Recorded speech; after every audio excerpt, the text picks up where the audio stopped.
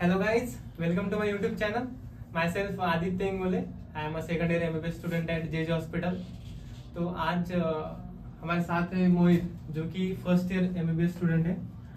He scored 680 out of 720 in NEET 2024. तो ये आज अपने प्रिपरेशन के बारे में आपको बताएगा कि उसने कौन सी कैसी स्ट्रेटेजी फॉलो की थी. तो let's talk with Mohit. Hi guys, मेरा नाम मोहित रंगनाथ नकाते है.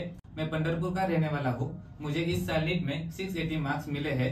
मेरा ऑल इंडिया रैंक 7531 था और मेरा SML 558 था. मुझे अब grand government and medical college में एडमिशन मिला है. आपने प्रिपरेशन कहाँ से की थी? मैंने प्रिपरेशन RCC लातूर से की थी. ओके. तो उस टाइम पे तुम्हारा डेली रूटीन क्या था? सर, जब हमारे प्रिपरेशन चलती थी तो जब हम 11th में थे तब हमारे क्लासेस 6 घंटा के क्लासेस थे. पर जैसे हम 11th से 12th में शिफ्ट हुए तो हमारे क्लासेस 6 से 8 घंटा हो गए थे. मतलब 8 घंटा हमारे डेली क्लासेस थे.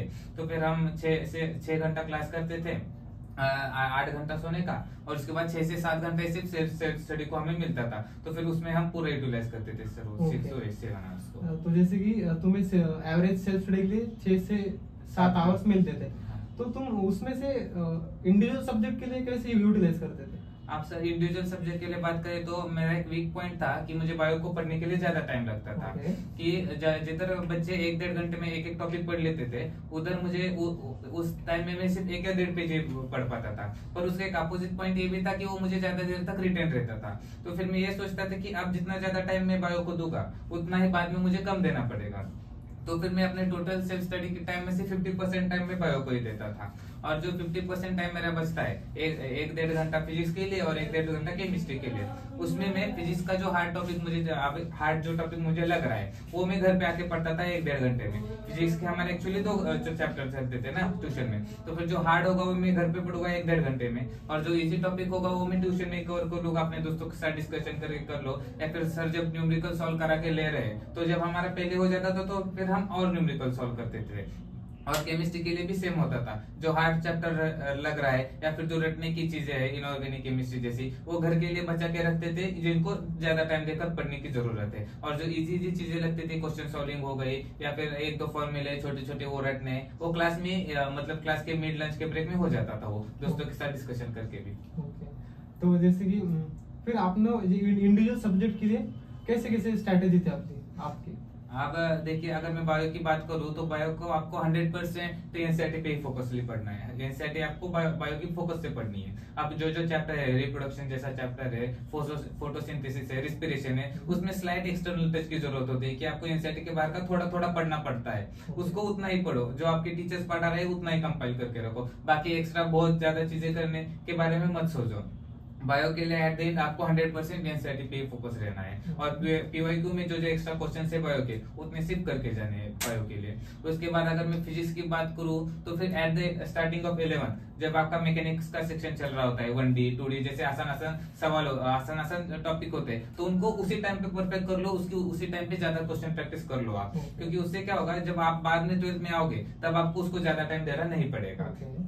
तो फिर फिजिक्स का क्या होता था, अगर फिजिक्स का जो हार्ड टॉपिक है अब 11 में, रे ऑप्टिक्स हो गया, वे ऑप्टिक्स हो गया, उसमें रटने की चीजें ज्यादा है. तो फिर मैं क्या करता था, शॉर्ट नोट्स बना लिए थे मैंने. और जो फॉर्मूला ज्यादा है, रे ऑप्टिक्स में फॉर्मूले 50-60 हो गए एक चैप्टर में फॉर्मूले, वे ऑप्टिक्स में भी उतने फॉर्मूले. तो फिर उनके वॉल चार्ट प्रिपेयर कर लिए थे. जब मन ना हो पढ़ने का या फिर ब्रश कर रहे हो, इधर उधर जा रहे हो, तो आते जाते देख लेता था वो फॉर्मूले. हमारे सर कहते थे कि तुम्हें फॉर्मूला हवा में दिखना चाहिए. जाके जब तुम याद करो ना, पूरा फॉर्मूला हवा में लिखा होना चाहिए. तुम पेन उठाओगे तो सिर्फ पुट करने के लिए पेन उठाओगे. तो फिर वो विजुअल इमेज क्रिएट करनी थी उसकी. तो फिर वॉल चार्ट्स ने उसमें बहुत मदद की.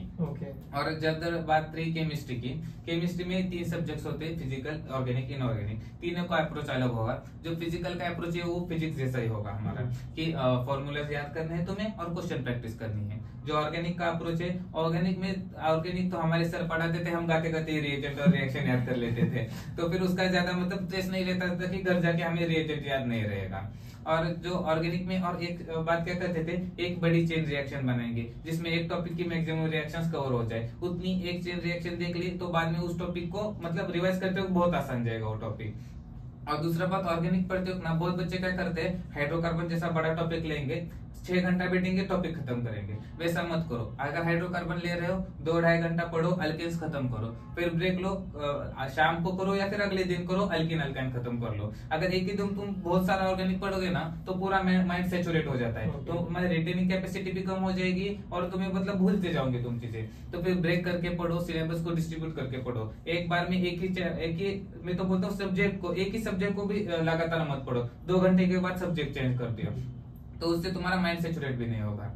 और ऑर्गेनिक केमिस्ट्री और इनऑर्गेनिक केमिस्ट्री का बात है तो हमें सिर्फ एनसीईआरटी फॉलो करनी है इनऑर्गेनिक केमिस्ट्री में। और जो ब्लॉक केमिस्ट्री है, पी ब्लॉक हो गया, एस ब्लॉक हो गया, डी ब्लॉक हो गया, उसके जो ट्रेंड्स है उसका तुम शॉर्ट नोट्स बना सकते हो, या फिर वो मतलब छोटे छोटे ट्रिक्स होते हैं जिससे तुम्हें ट्रेंड्स याद रह जाएंगे और इसका शॉर्ट नोट्स बना के वो याद कर सकते हो। पर जो फैक्चुअल डाटा है वो तुम्हें आउट ऑफ एनसीईआरटी नहीं जाना है। और जो फिजिकल, ऑर्गेनिक और इनऑर्गेनिक तीनों एनसीईआरटी में के जो सॉल्ड एग्जांपल है वो एक भी सॉल्ड एग्जांपल नहीं छोड़ना है, वो एज इट इज प्रिंट होके आ जाएंगे। फिजिक्स और केमिस्ट्री दोनों के पूरे सॉल्व एग्जांपल तुम्हें सॉल्व करने चाहिए। और फिजिक्स का एक और ऐड करना चाहूंगा मैं फिजिक्स में, जो तुम शॉर्ट नोट्स बना रहे हो उसको छोटा रखने से ज्यादा उसको कंप्लीट रखने की कोशिश करो। छोटा रखना इज नॉट इम्पोर्टेंट, वो शॉर्ट नोट्स कंप्लीट होना इज द इम्पोर्टेंट। तो फिर बहुत लोग क्या करते हैं, वो सिर्फ फॉर्मूला लिखेंगे, 10 फॉर्मूला इस टॉपिक का है, 10 फॉर्मूला लिख दिया, मेरा शॉर्ट नोट्स हो गया। ऐसा नहीं करना चाहिए। अब उस टॉपिक में से अगर थियोरेटिकल क्वेश्चन आ रहा है तो तुम्हारी पूरी मेहनत खराब हो जाएगी, तुमने सिर्फ फॉर्मूला याद किया था। तो फिर शॉर्ट नोट्स में तुम फॉर्मूला भी ऐड करो, थियोरेटिकल भी ऐड करो, भले ही 2 पेजेस से वो 5 पेजेस तक एक्सटेंड हो गया, पर तुम्हें फुल कॉन्फिडेंस होना चाहिए कि अगर मैं इतना पढ़ के जाऊंगा तो मेरा थियोरेटिकल हो या फिर कैलकुलेशन वाला क्वेश्चन हो, वो मेरा क्वेश्चन गलत नहीं होगा। तुम्हें शॉर्ट नोट्स कॉन्फिडेंस दिलाना चाहिए, ऐसा याद करना चाहिए, मतलब ऐसा मैंने पढ़ा था। तो बेसिकली इसने कैसा किया था, फिजिक्स में फर्स्ट ऑफ ऑल नोट्स को फॉलो किया था, उसके बाद शॉर्ट नोट्स खुद के बनाए थे, हाँ, खुद के। और क्वेश्चन बहुत सॉल्व किए थे। और बायोलॉजी के लिए उसने एनसीईआरटी पढ़ी थी, कंसेप्ट क्लियर करके सिर्फ एनसीईआरटी फोकस की थी। और केमिस्ट्री के लिए, फिजिकल केमिस्ट्री के लिए सेम क्वेश्चन सॉल्व करना है, नोट्स फॉलो करना है और शॉर्ट नोट्स बना के उसको रिवीजन करना है। इनऑर्गेनिक के लिए तो आपको बस एनसीईआरटी फॉलो करनी है, उससे बाहर कुछ क्वेश्चन आने ही वाला नहीं है।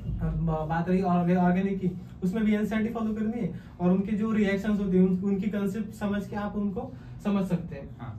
ठीक है, तो आपके टेस्ट सीरीज होती थी? हाँ सर, होती थी, वीकली टेस्ट होती थी और मंथली टेस्ट भी चलते रहे। ओके, तो उस वक्त आपको कितने मार्क्स आते थे? मकसद जब 11 का स्टार्ट था तब टॉपिक भी छोटे होते थे और मतलब टेस्ट भी इजी आते थे, तो उस समय स्कोर अच्छा आता था, 690 700 तक हमारा स्कोर चला जाता था। पर जैसे हमारे 11 से 12 में शिफ्ट हुए तो फिर हमारे पीछे बर्डन बढ़ता गया कि हमें पढ़ना इतना ज्यादा है, तो फिर पढ़ कम पाते थे। तो फिर उसका टेस्ट का जो हमारा स्कोर था वो 650 प्लस हो गया। हाँ, वो नॉर्मल को 660 670 चलता रहता था। पर जब हमारे at the end of the month जब ग्रैंड टेस्ट होते थे, गैलेक्सी टेस्ट होते थे, होल कवर पे टेस्ट होते थे, तब हमारा स्कोर कम आ जाता था क्योंकि हम पढ़ नहीं पाते थे। तो मतलब फ्लक्चुएशन चलता रहता है स्कोर में। और जब एंड में होल कवर सिलेबस टेस्ट चालू होगी और जो कि हाई ऑर्डर के निकलते, थोड़े डिफिकल्ट लेवल के निकलते, उसमें तो स्कोर और कम आएगा, 610 600 590 580, मतलब फ्लक्चुएशन चलता रहने वाला है। मेरा खुद का फ्लक्चुएशन था, मुझे याद है मेरा लोएस्ट स्कोर जब लास्ट की टेस्ट सीरीज थी तब 587 था और मेरा हाईएस्ट स्कोर लास्ट की टेस्ट सीरीज में 667 था। तो फिर मतलब मैसेज ये कन्वे करना चाहूंगा कि तुम्हारा लोएस्ट और हाईएस्ट डजंट मैटर्स, जो 3 घंटे में तुम आउटपुट दोगे ना नीट के पेपर में, वो मैटर करने वाला है। तो फिर ये जो फ्लक्चुएशन है उसे देखकर घबराना नहीं है, फ्लक्चुएशन चलता रहेगा, वो नेचुरल है। सिर्फ तुम्हें फोकस क्या करना है, तुम 3 घंटे में वो क्या आउटकम देने वाले हो, वो ज्यादा इंपॉर्टेंट है। तो आपको ऐसा नहीं कि स्टार्टिंग में अच्छे मार्क्स आ रहे हैं और फिर फाइनल जो 5-6 महीने उसमें मार्क्स कम हो रहे हैं तो फिर आपको थोड़ा डिप्रेशन वाला फील होगा कि नहीं मेरा नहीं होगा ऐसा, तो मार्क्स का फ्लक्चुएशन चलता रहेगा, कोई लेना देना नहीं है। कोई लेना देना नहीं। आपका माइंडसेट सिर्फ 3 घंटे में ये होना चाहिए कि मैंने पूरे दिल से पढ़ाई की है, 2 साल मैंने पूरे दिल से पढ़ाई की है, तो मैं 3 घंटा में बेस करके आऊंगा। तुम्हारे लास्ट टेस्ट के मार्क्स कोई मैटर नहीं करते, हर टेस्ट एक नया टेस्ट समझ के दे दो।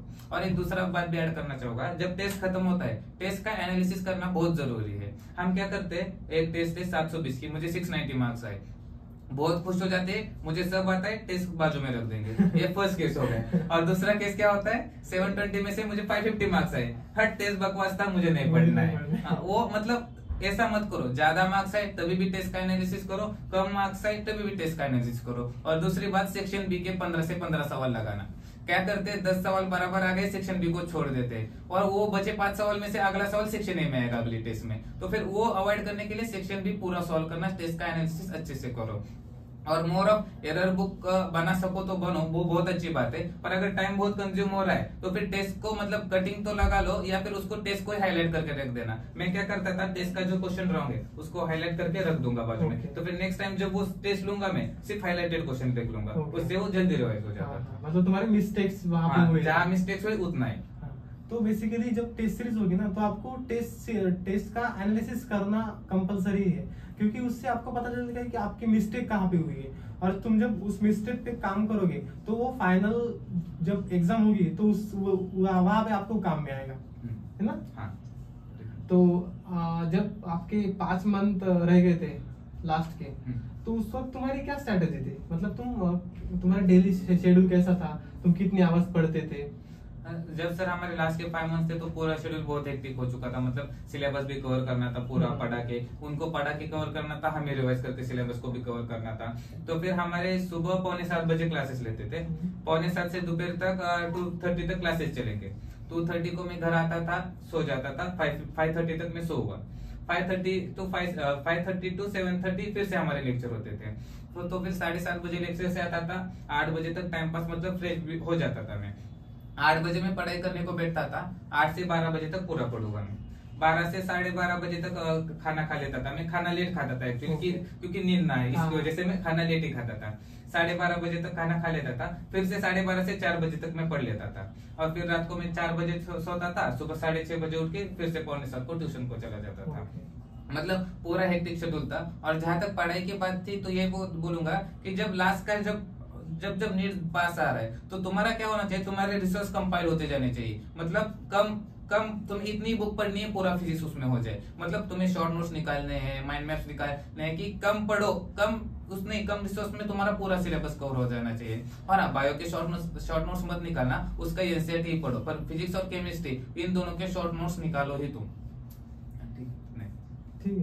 और जैसे कि आप नीट के लिए 4 से 5 महीने बाकी हैं, तो जो नीट एस्पिरेंट्स हैं तो उनके लिए तुम क्या मैसेज देना चाहोगे? मतलब वो कैसे प्रिपरेशन करें, किसी के कम मार्क्स आते हैं, किसी के ज्यादा मार्क्स आते हैं, तो फाइनली कहाँ पे फोकस करें? तो फिर टॉपिक चैप्टर वाइज चलते हैं हम। फर्स्ट ऑफ ऑल अगर बायो की बात करो तो तुम्हें सिर्फ एनसीईआरटी पढ़ना है, एनसीईआरटी छोड़ के कुछ मत पढ़ो। ये लास्ट के 5 मंथ से रिवीजन करना है, तब भी एनसीईआरटी से रिवीजन करना है। ये एनसीईआरटी पढ़ो, पीवाईक्यू करो, पीवाईक्यू में एक जो क्वेश्चन जो आउट ऑफ एनसीईआरटी लगते हैं उनको याद कर लो, वो भी मतलब रिसेट वाले याद करना, 1998 1970 वो वाले क्वेश्चन को छोड़ना है, देखो ही मत वो क्वेश्चन। बायो का उसके बाद फिजिक्स में जब लास्ट का 5 मंथ है तो तुम न्यूमेरिकल प्रैक्टिस कर रहे हो, न्यूमेरिकल प्रैक्टिस करो। पर क्या करना, आप समझो तुम 11 में जब पहली बार बुकलेट सॉल्व कर रहे थे तो फिर तुम्हें 3 टाइप के क्वेश्चन लगेंगे। एक देखते ही हो गया, बहुत आसान था। दूसरा तुम्हें सोचना पड़ा, मतलब कॉम्प्लिकेटेड था, 3rd गो 4th गो में तुम्हारा हो गया। और तीसरा था क्वेश्चन जो कि तुम्हारा हुआ ही नहीं, तो फिर जो 2nd और 3rd टाइप का क्वेश्चन है उसे तुम स्टार मार्क करके रख लो। ये स्टार मार्क कब काम आएगा, जब तुम अब पढ़ रहे हो, जो 5 महीने तुम्हें कम रहे, 5 महीने ही है, तब इसमें जब रिवीजन करोगे तो फिर वो स्टार मार्क वाले में क्वेश्चन देखने पढ़ने हैं, समझ में आए क्या करना है छोड़ दो क्वेश्चन, और नहीं समझ में आए तो फिर पेन उठा के ट्राई करो।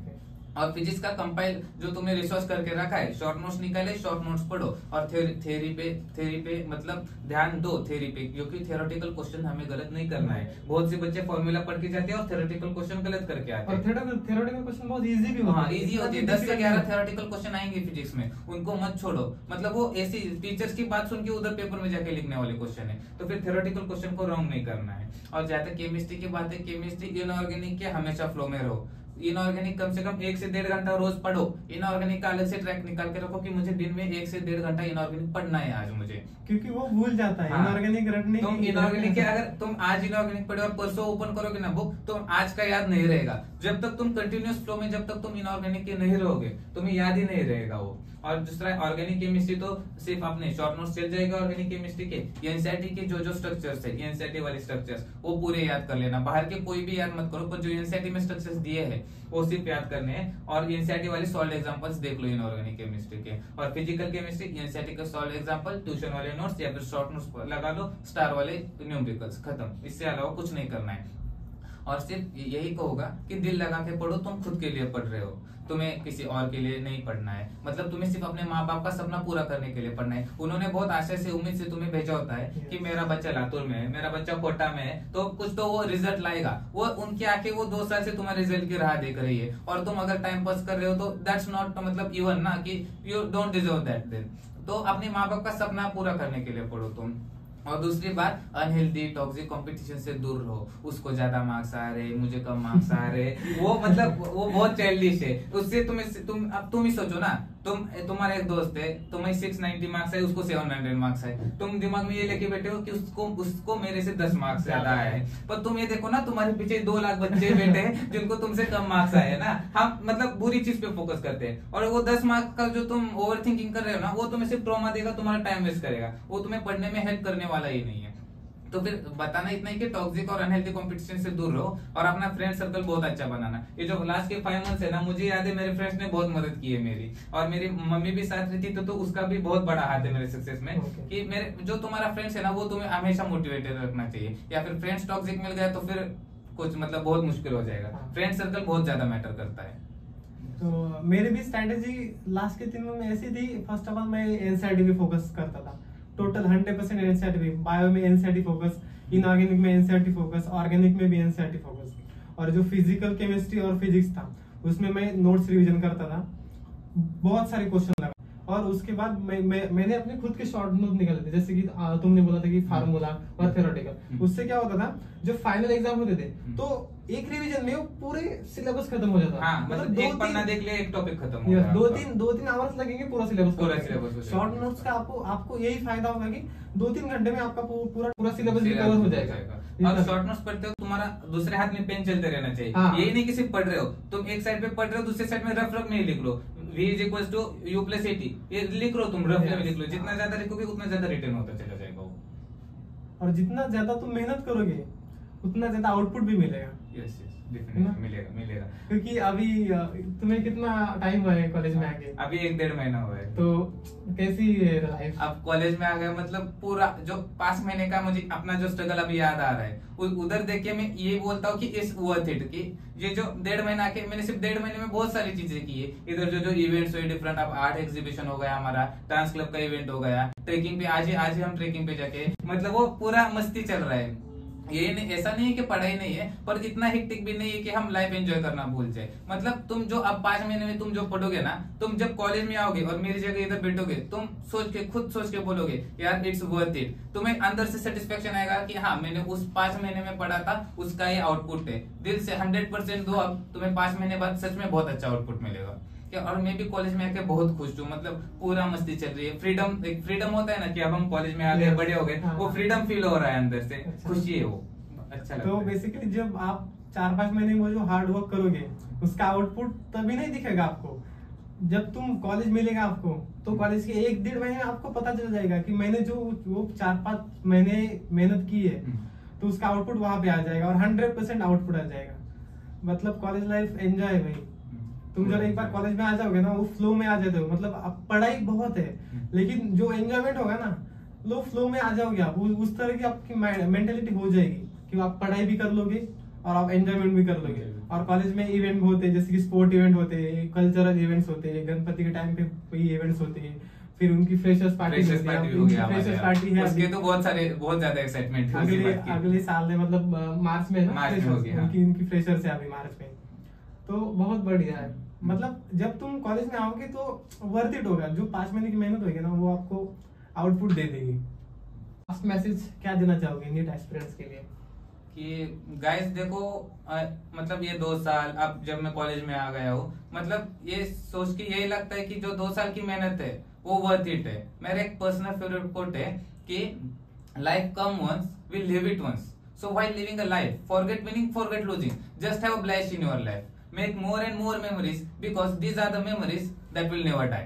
सो मेमोरीज बनाओ, क्योंकि जब ये 2 साल खत्म हो जाएगी तुम्हारे नीट के, अब मेरे कॉलेज के भी ये 5 साल खत्म हो जाएगी, उसके बाद में ये मेमोरीज रहेगी ना, इस मेमोरीज को याद करके हमें पूरा सेटिस्फेक्शन आएगा अंदर से कि यार I have done my 100% best, I have enjoyed my life. और एक बात हमेशा याद रखना दोस्तों कि मंजिलें उन्हीं को मिलती है जिनके सपनों में जान होती है, कि मंजिलें उन्हीं को मिलती है जिनके सपनों में जान होती है। यूं ही पंख होने से कुछ नहीं होता, हौसलों से उड़ान होती है, हौसलों से उड़ान होती है। तो जैसा कि मोहित ने आपको बताया कि कैसे कैसे उसने स्ट्रैटेजी फॉलो की। Thank you so much Mohit for your guidance for NEET aspirants. Welcome sir. तो भाई जैसे कि मोहित ने आपको बताया कि उसने कैसे प्रिपरेशन की, उसने कैसे खुद को डिसिप्लिन में रखा, लास्ट के 5 मंथ उसने कैसे कैसे स्ट्रैटेजी फॉलो की। तो आप भी डिसिप्लिन में रहो, अपने माँ बाप के सपने पूरे करो, और आपके जो भी क्वेश्चंस होंगे वो आप कमेंट में लिख सकते हैं। आपको जो भी प्रॉब्लम्स होंगे आपको कमेंट में लिख सकते हैं, और मैं आपके हर एक क्वेश्चन का जवाब दूंगा। और आपको लगा कि मेरे इस प्रॉब्लम पे आप वीडियो बनाना चाहिए तो आप वो कमेंट में लिख दीजिएगा कि मैं उस पर फिर एक वीडियो अपलोड कर दूंगा। Thank you so much for watching guys.